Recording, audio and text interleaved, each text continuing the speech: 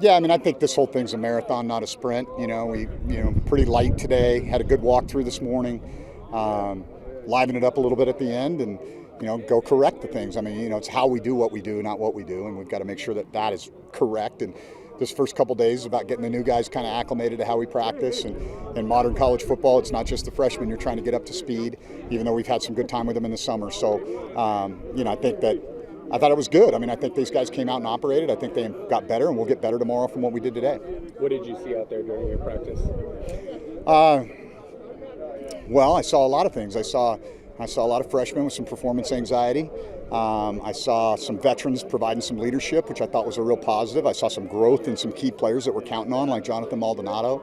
I saw some newcomers like Sam Cook, Flash, and I thought the runners did a nice job today. And I think that one of our themes has kind of been with the way you have to deal with the portal, 2 transfer periods.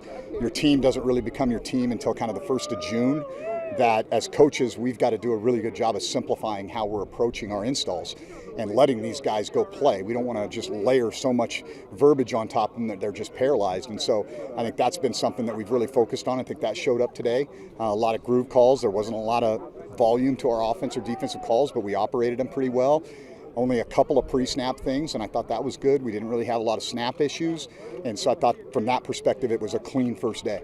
I know you had said that, and kind of just reiterated, you don't really have your team until later than a traditional year with the transfer portal. What do you think of your roster now that it is complete? You know what you're dealing with heading into the season? Yeah, I think we're a longer, better-looking football team. We're definitely faster. The GPS numbers prove that out from our summer last year to this year. And I think that we've got a really interesting dynamic where we've got a lot of really veteran, older type of players, and then we've got a lot of young guys. We don't have a lot in the middle.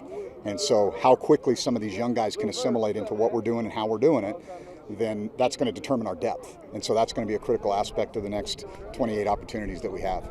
You guys named captains. I know you didn't do that last year because you maybe didn't know your personnel very well. I guess why'd you do that this year, and especially before camp, and what did you think of the 4 selections? Yeah, I thought, number one, I think you're right on. I mean, I didn't know, I hadn't been through any battles with any of those guys, and so I didn't really know what we had and how they were going to respond, and so we took the kind of the game captain approach. Number 2, we've invested a lot of time and energy into our leadership curriculum, and I felt like these guys had responded the right way. Number 3, I'd observed guys emerge as leaders, and whether it's working through our leadership council or just watching it happen organically, and so I gave the team the opportunity to select the guys, and I agreed 100% with what they had. I mean, there's a couple of guys that you could even slide up in there that were, below the cut line, but were guys that I would have had no problem with being representative of our organization as captains. And so I think all 4 of those guys can do a good job of leading this team. What about Mus Chuba? Obviously, this is like a do or die year for him his last year in college, I guess. What do you think will lead to him doing, I guess, and having the kind of season he's probably always anticipated when he came to college? I think confidence in himself, but that trust breeds confidence, and the fact that he was the highest vote getter in the captain selection, that tells me that these guys trust him, and that should give him confidence. And I think that's what has been a positive for him stepping into that role, but also his teammates recognizing him emerging in that role. And so I think that hopefully will give him a lot more confidence. I don't think there's any question about the athleticism. I guess where would you rate him out as a passer and just being able to fully implement this offense and execute it from a perspective? I would say the hole in his game, if I was critical of him early on, I would have said he doesn't throw a great deep ball. And I think that's something that Matt Wade has really worked on with him through the offseason and the summer. And I think that part of his game has gotten better. He worked through his progression a couple times in traffic today at the end of practice, and I was really impressed. Made really good decisions with the football. He's an extreme. One of the things that Chuba can do is he gets the ball out of his hands very, very fast. And he throws accurate horizontal passes, which are sometimes not as easy as you might think. It might be a 10-yard throw, but it's a sideways throw. And he gives those guys the ball in a position where they can do something with it. So if we can get the ball to Charles or Marcus or JB in space, it's going to be because he's getting the ball to him quickly and accurately. And I think that's a big part of his game as a passer.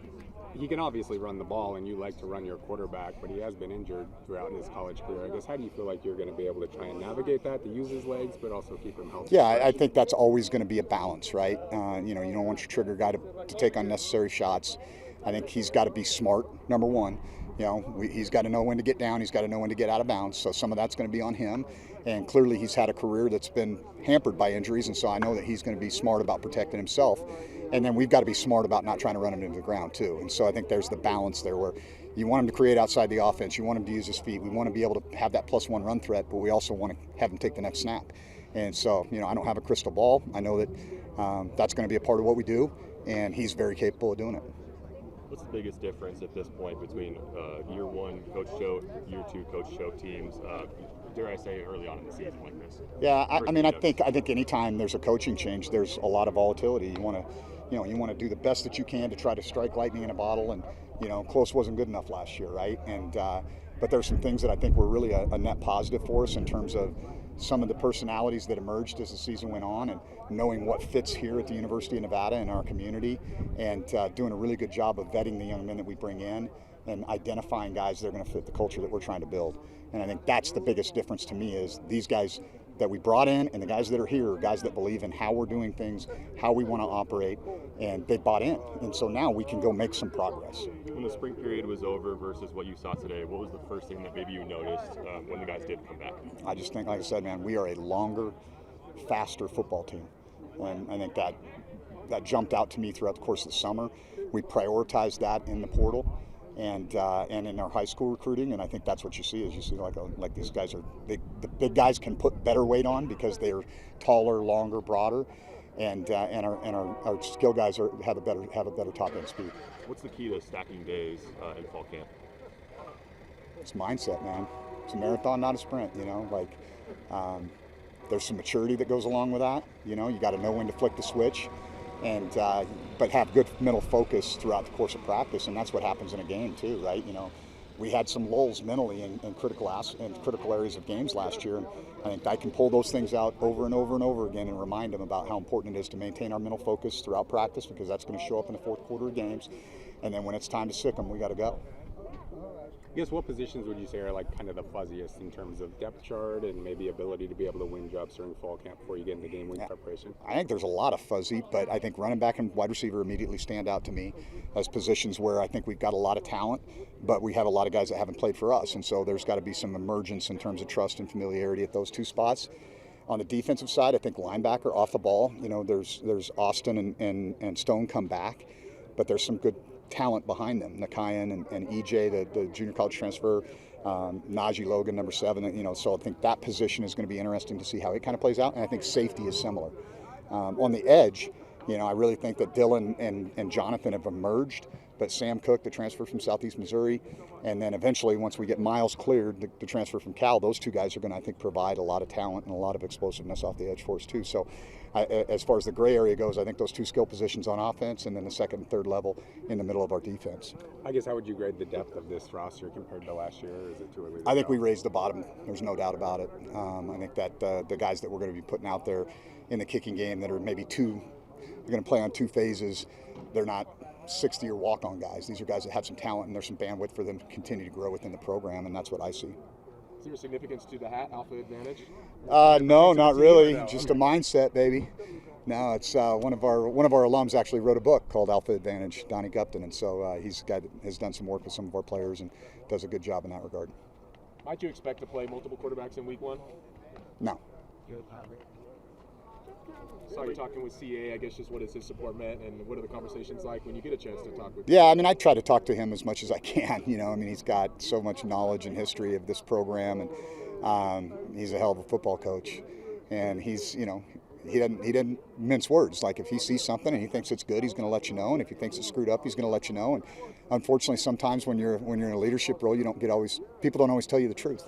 And so that's what I appreciate about CA, is he's going to tell me the truth. The continuity with your staff, I guess, just another year for them, and I know you've shaken things up a touch, but really everybody pretty much is back outside of Coach Luke. Yeah, a lot of the same faces, and I think that's a really critical aspect to growing a program. I think even though it's well documented, I was the third head coach in 4 years, but even on Ken's staff, there was a lot of turnover year over year, and for us to kind of keep the same group of guys together, that really helps our players. They know how Coach Nico is going to respond in a certain situation. They know what his teaching style is, and room by room, that's really the way it is right now, and that's been a real positive. And for David sliding into the coordinator role, us being able to hire a guy like Matt Wade, who's an experienced quarterback coach, has actually really elevated that aspect too. That quick no that you gave on the question about the quarterbacks, what do you think that means to Chubba? That he's got this job and he doesn't have to look over his shoulder. Well, I And mean, he has a staff that believes in him. Yeah, he knows he's got to compete every day and he's got to produce. But yeah, I mean, I'm not into playing musical chairs at that position. I think you got to ride with the guy that got you there, and I feel like he can help us win a championship. You guys have added some players since spring camp ended. I guess what were the priorities in terms of trying to improve the roster during that short period? Yeah, we went to the edge. We felt like we didn't have enough depth on the edge of our defense, so we prioritized that. We did prioritize offensive tackle, and we're able to get a couple of quality transfers at those positions. I'd say those were probably the two main areas. We went and got a linebacker and another safety, and so kind of added some depth and talent and experience on the defensive side. You know, we don't return a lot of starters on that side, but I think that's probably a good thing.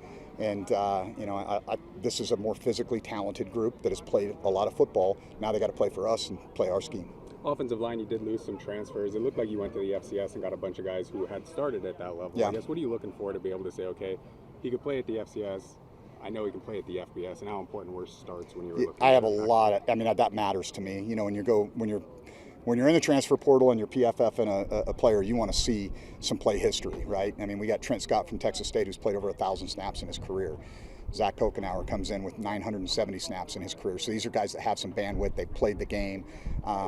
You know, it might be a step down. It might be the same level, but there's no substitute for that kind of experience. And we felt like that was something that we were going to have to prioritize, and I feel really good about that. I also have a lot of confidence in Coach Armstrong and Coach Lynch to develop those guys. The 2-6 record in one-score games has been repeated a lot. I guess what is going to be the difference between turning those into close losses to close wins? Yeah, discipline is the first thing, right? And that mental focus that we talked about earlier. You know, and I think confidence is a part of it too. You know, and you got to sometimes there's got to be a breakthrough moment, and you could maybe point to the Oregon State game, and then why didn't it happen? Continue moving forward, or the Troy game, and why didn't it happen moving forward? But I think the biggest thing is just like these guys trusting each other and us having a more disciplined football team. And I feel like those two things are. I know we're more disciplined than we were a year ago, and I think that there's a lot of trust in that locker room. I think we're a tighter team. How can you tell that? I guess the discipline angle. We just don't have issues. You know, discipline can emerge itself in a lot of ways. Guys missing classes. Since January, we'd never had anybody miss a lift that wasn't excused, and we had 2 guys that were tardy. And that's a pretty, you know, when you're dealing with a roster the size of a football roster, that's a pretty good indication that these guys are committed to doing what you want to do, and how you want it done. And that's one way that you can measure that. In terms of the confidence, do you feel like this is a more confident team? And do you worry that the Penn State game might change that? No, I don't. I mean, here's the thing about a game like that. I've been in a lot of, you know, openers that have a lot of hoopla around them or against a really good opponent. And, yeah, man, here's the deal. One game ain't going to make the season. One game ain't going to break the season. You know, our objective is to get better and better every week. And, you know, we've got 4 non-conference games, a bye, and then we get into conference play. And that's when you're playing, you know, we're playing on house money early on, man. And so, you know, we want to go in there with confidence and swagger, put our brand on a national stage, be as competitive as we can, try to drag it in the fourth quarter, and you never know. I guess what needs to be accomplished this year to be able to feel like you know that the program is headed in the right direction? Yeah, I don't think know if it's a win total or. Nah, I mean, you know, always kind of go with a range in my mind, but I think more than anything, it's, you know, get to a bowl game. Like, I mean, let's, you know, hey, let's get ourselves in a position where we can play one more game that's going to make us that much better, because we're going to get those 15 extra practices. We're going to be able to experience postseason play. We're going to be able to go into the recruiting cycle with some momentum, and I think those are the things that are important. Sounds like you guys are staying at 85 scholarships. I mean, would you prefer a higher number just with the house? No, I mean, I think everybody's got to you got to live in your wheelhouse. But I think the thing that's different is we can go to equivalencies. So while that number might be 85, if you manage your roster well and you get some smart kids that are getting some institutional aid, you can stretch that into the 90s, and that's kind of how we're trying to operate. How much is being picked last in the preseason poll fueling this team so far? Don't mean anything to me. Like, I said it over and over on media days. Like, they're going to look at one thing, that's going to be returning production and starters, right? Well, we don't have any. Our offense returns 0 production, basically, right? Marcus Bell in a little bit, a couple plays for Chuba, right? And defensively, we returned 2 guys that played for us. So I get it. Like, they gotta prognosticate. They got to put that stuff out there. You know, it doesn't. I mean, I really don't put a lot of stock into what, you know, some media guy in Las Cruces thinks about us in the preseason. He doesn't know what our locker room looks like. Do you take it personally at all? I think that if it was the coaches, I would. But the media, I don't care. What does it mean to have Jim Mastro back out here? Jim's a security blanket for me, man. I know that I don't have to worry about it. You know, like, that running back room's going to be on point. They're going to have their act together, and he's an elite coach. And so for us to be able to have a guy like that, that's pretty unique. You know, I mean, he could be coaching a lot of places, but he loves this place. He loves this university. He's loyal to it. And you know, when I went in and said, hey, I want to shuffle some things around, I want you to get back on the grass, there was just a little bit of hesitation, but we got there. So I'm pretty fired up about that. How about BJ too? For Yeah. him to be, I mean, he's coached every position. He's been a head coach, and Yeah. I know you guys go way back. Yeah, that's another thing that I felt like. Yeah, I think our woes on special teams were well documented, and I felt like, you know, an investment, not just in bringing in more talent at our specialist positions, which we did. We have a U.S. Army All-American long snapper.